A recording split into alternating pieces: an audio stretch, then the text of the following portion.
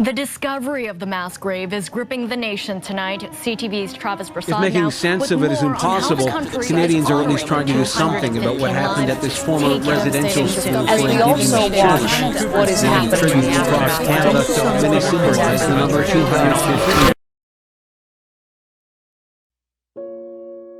The chief of Tk'emlúps te Secwepemc has issued a news release saying the remains of 215 children have been found on the grounds of the Kamloops Indian Residential School.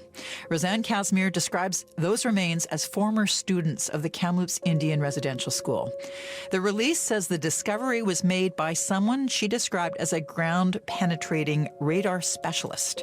Two federal ministers have taken to social media to express sadness over these reports, promising to offer full support.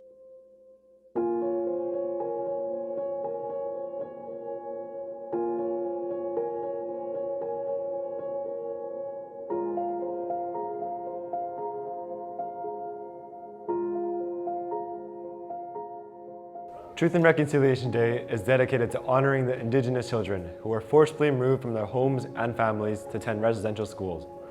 This day allows the public a chance to recognize and commemorate the intergenerational harm and trauma that residential schools caused. The day is one of the 94 acts called to action by the Truth and Reconciliation Committee. It has recently become a day recognized by the federal government to remember the lasting effects residential schools have had.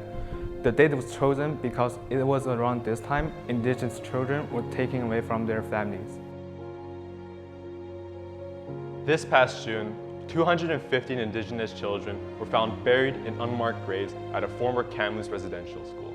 Some of these children were as young as 3 years old.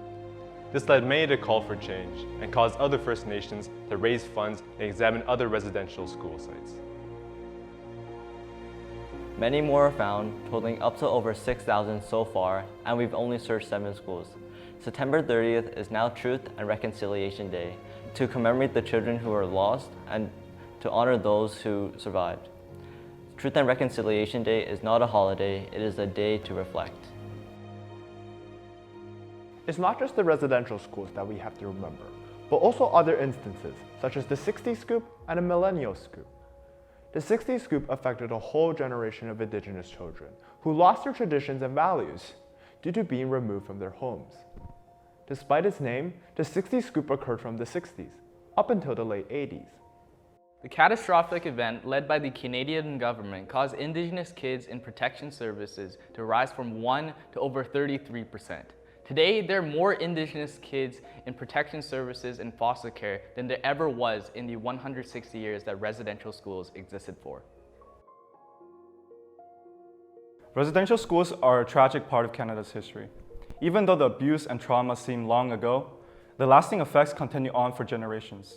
This includes unemployment, homelessness, systemic poverty, substance abuse, violence against Indigenous women and girls, ill health, increased suicidal rates, and much more. On September 30th, take time to reflect on residential schools and learn about Canada's history. Visit the Museum of Anthropology, read books by Indigenous authors, and observe Indigenous art.